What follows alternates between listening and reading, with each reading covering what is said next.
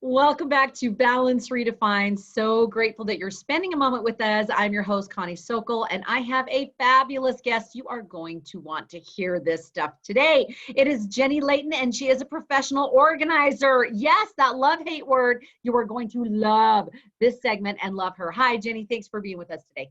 Hi, Connie. Thanks for having me. So excited. If you don't know much about her, I love this. I want to kind of read this because it's so sweet the way that she has this bio. You know, often like mine is like very blah, blah, blah, blah, blah, very pragmatic. But she says she helps women stop settling for a life they don't love. Have you felt that? Like you're like, my life's fine, but it's not something I love. As a professional organizer, productivity expert, and mindset coach, Jenny creates signature systems. And I love that phrase. Routines and vision to organize homes, families, and businesses, which frees her clients to be able to get rid of the clutter so they can focus on what matters most. Sweet Jenny is a blogger, she's a speaker, she's an author, she's a regular guest on KUTV Fresh Living, and she also is wife to a very sportive husband, which is lovely, and a relatively sane mother of 5, join the club, which she considers her highest achievement. Join the club as far as sanity, almost there. So excited to have her here today, and she's going to share with us just some tips on about getting rid of the clutter, why we have it, how do we get rid of it, and how can we make peace with this whole idea of organization. So we're just going to kind of go quick and down and dirty, but I would love for her to start with just kind of giving you a very quick insight as to how she even got into this. How did you start this? Like at, age 5, were you organizing your shelves and your drawers? So tell us how you kind of got into this. Well, that story is kind of a can of worms, but it's a really good one. So I'll try to give you the high level part of this. Yeah, I have always really loved things being organized and clean. So that type of clutter has been something that just naturally I've wanted to fix. But it's really ironic because as a professional organizer, I've had some pretty significant clutter in my life that I've had to deal with. And it's not just that tangible stuff. I mean, we all have piles, we all have to come up with solutions for our house. And I love tackling that kind, but there's other kinds of clutter that aren't so fun to tackle. And really, why I do what I do is because I've had to tackle some clutter in my life, the messy parts of life that I haven't loved. And it's been interesting because tackling that, facing that clutter is really what fuels me to help women face any kind of clutter that they have in their lives. So that's kind of what got me started. I love that. And do you see the same thing? Like when I've coached women about organization and weight loss, I've seen such a connection there. If women have started with losing weight, they automatically segue into wanting to get organized and vice versa. I think that kind of feeling of releasing things that don't belong is so healing and so cathartic. It's so motivating. Have you found the same thing? Oh, absolutely. And I feel like it doesn't really matter what kind of clutter you struggle with in your life. I mean, you talked about the clutter of weight loss and extra weight, the clutter of stuff in your homes, money clutter, relationship clutter, whatever it is. I think we just don't feel good about it because we're made for more, We're just made to live a higher life. And when we're wading through that different kind of clutter, and once we start to recognize that we can overcome some of that, we automatically want to do it in other areas of our lives. One of my coaches told me once, the way we do one thing is the way we do everything.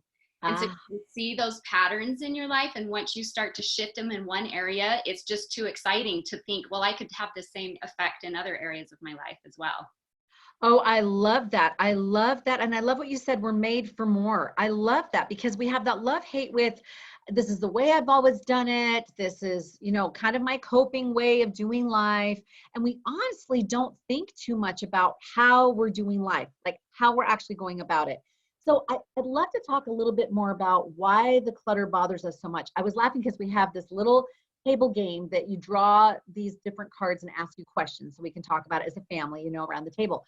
And one of the questions that my daughter pulled was, what is one habit that you want to get rid of? And I had to think about that, and I went, my piles. I don't have them everywhere because I like things being tidy, but I have these very appointed piles, books that I want to read piles, my gospel doctrine, my church study piles, my to-do piles, my should be filed piles. And I thought, I want to get rid of those, even though they're like these Ebenezer's around my house, but I want to do something with them. But what is it about the clutter that that we're also kind of, we get used to. And then what is it that makes us suddenly go one day, I need to do this different? Well, clutter is an interesting thing because we do kind of have these different phases in a cycle that we go through with clutter. I think we reached that point you were just talking about where it's like, all right, it's time. I've got to do something about this. And, we'll put some effort in and we'll see a little bit of progress, but it burns out, Like, I know for me, I kind of make these resolutions, like I'm never going to blah, blah, blah again, or I'm going to stop blah, blah, blah. I'm sure people that are listening are just kind of giggling because we all do it. I'm not going to get grumpy with my family anymore, whatever. So we go through that phase, but inevitably it stops working, and so then we settle into the piece where we're like, I'm just going to try to compensate for other areas of my life. I'm not going to let it bother me, right? And I'm just going to try to fix other places where I feel like I have more control. That still doesn't feel right. And I think it all kind of maps back to that idea that we just have this intuitive sense that there's got to be a better way. And we know that it's in facing that clutter and actually dealing with it instead of just sweeping it under the rug or trying to do a quick fix. When we actually face it and try to work through it, that is when we grow. And I love the idea that what if facing the clutter in your life is the path to getting everything that you've been asking for, and that might seem like a really big idea when it comes to like the piles on your desk, but anytime there's just something that builds up, there is a lesson there. And when we're willing to like really take a look at it, really create a system for it, we're going to discover a better way to live. And honestly, that is how I've come to doing what I do with women, is just facing these different things and just recognizing these skill sets that emerge. And it's so empowering to share that with other people. So I love those points that you make, that cycle. You get excited, then the burnout, and then you just have this negative neural pathway about it of anytime you want to get organized. I do think the missing link in all of this is finding a successful system, being able to say, okay, this is how I know I need to do it, and train myself to do it. And that is such a personal journey to find that. And that's what I love, is that you teach basics that will help people do that. So one of the basics that I want to like start with is, you got clutter. Where do you start? It can be so overwhelming. I have women say to me, oh my gosh, it's in my car, it's in my house, it's in my purse, it's, it's in my closets, it's everywhere. Where do I even begin? Well, so I love that question. And it really is all about making it easy.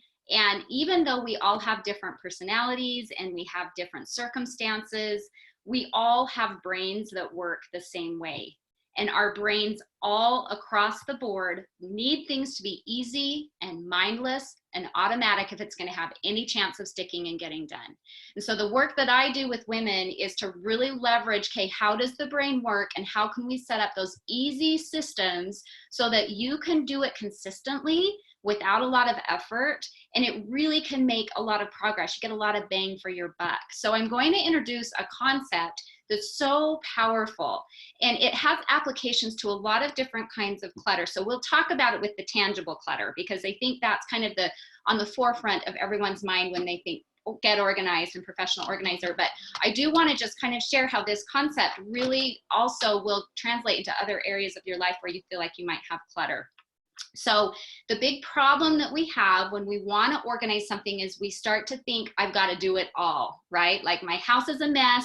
There's all these places. And the reality is we have so many different things on our plate, and we have limited bandwidth to address that piece of our lives.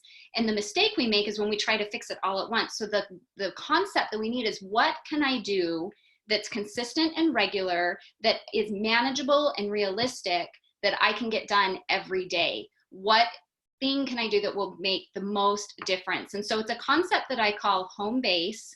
And if I ask you to think about an area in your home that drives you crazy when it's not clean. So it could be when you first walk in the door and it's that kitchen counter, family room area. Typically that's what it is for most women, but it acts like a barometer for your home. And it's that space that, like, there could be dust in the corners, you may have some back bedrooms, there's some clutter in other areas of your house, but if that one spot is clean, you feel like, okay, I can breathe, I can think. That is your home base. And that is the strategic place to start, with a system built around that home base. Because if you can manage that regularly, you're going to free up a whole lot of worry and time to start deep diving into other places of your life you might want to organize, or other places of your life that need your attention. Does that make sense? Absolutely. And I have seen that in my own life, going to those key areas in my home. I'm just thinking about it as you're talking, and I'm like, yeah, we really tackled the kitchen, that everybody understands the kitchen has to be clean. And it seems like when the kitchen is clear, then the rest of the house stays cleaner. I don't know what it is, but when that's clear and clean, it sort of dominoes into the others. And in fact, I came home last night and my daughter had actually tidied and cleaned the kitchen. And I mean really clean. Like some kids, like, I clean the kitchen, like, show me where, like, you can't see it. But she had actually taken the counter, tidied things, put things in the garbage, put things away, combined things, changed out where, we were sitting the fruit, things like that, because it made it easier. I mean, she really had learned these concepts to actually make the kitchen function in a systematic way. So what you're saying is absolutely right. I came home, it was beautiful. I said, thank you so much. The other kids have noticed that when they put something down in an area that's clean and clear, it's so obvious. It's like, you can't put a backpack on that counter now because you see it. So I love what you're saying, that you take one spot and you really practice that system so that you feel the cleanness of it, and it will have that domino effect out. I love it. Yeah, it's really powerful. And you're right.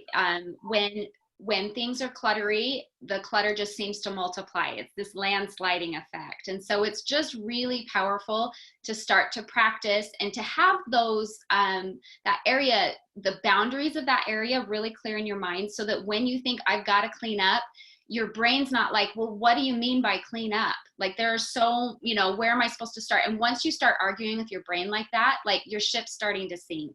And so the brain's really willing to cooperate and to, do the things you're asking to do if it is really clear and easy. And so just having that go-to automatic idea of, there is this space in my home that I maintain regularly, like every day, then the brain doesn't fight you on it, and you just have this overall atmosphere of, peace and order in your home.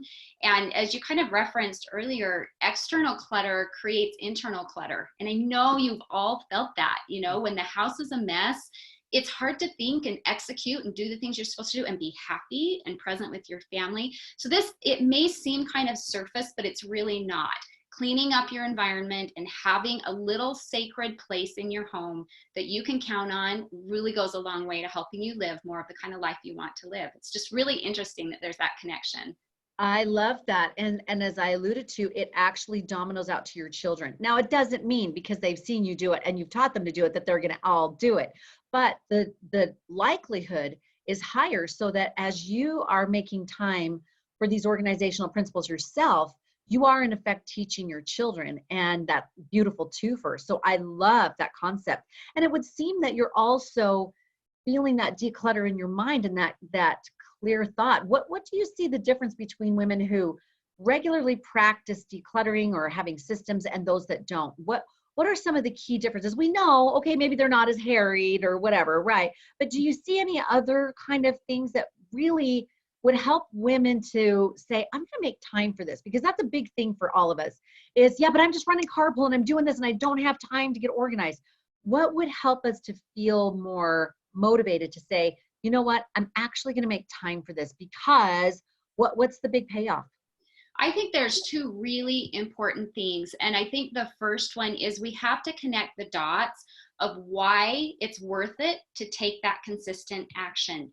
Anything that's just effort that you're not seeing contribute to an end result is going to get kind of tedious and kind of fall apart. So vision is one of the biggest things I like to talk about, is why are we getting organized? I really do love helping women clear their physical clutter, but I've got to tell you, that's not why I show up every day and do it. I do it because I know that as they free themselves from this kind of clutter, they free themselves to be more present in their lives and create a life they love. And so you really can be successful when you connect, all right, this is the environment I want in my home. This is the culture I'm trying to establish. This is the demeanor I want to have. This is what I want to do with the free time instead of feeling like I'm so reactive and putting out fires all the time. This is why it's worth it for me to take 15 minutes at strategic times during the day and put home base in order. When you can connect those dots, I think you just are fueling yourself to continue to do that. And it's just such a win-win, because the more you do it, the more the brain accepts it and embraces it. It becomes a habit and a routine, and it's really almost mindless as you do it. So it becomes this really big win-win when we do it that way. But the other thing that I think is really important, I see this with women, I think it's the biggest killer of all progression and success, and that is the idea of perfectionism. And we could do a whole other podcast on perfectionism. I'm sure you have. Series. Yeah, I'm sure you have tackled this subject before, but it's so hard and sad to see us approach something like home base and think, well, it has to be perfect. I have to make sure it can't just, a little bit isn't good enough. I have to do more. And so the women that I see that are successful with this are the women that have purpose to start with in doing it. And then they're easy on themselves and they give themselves a break.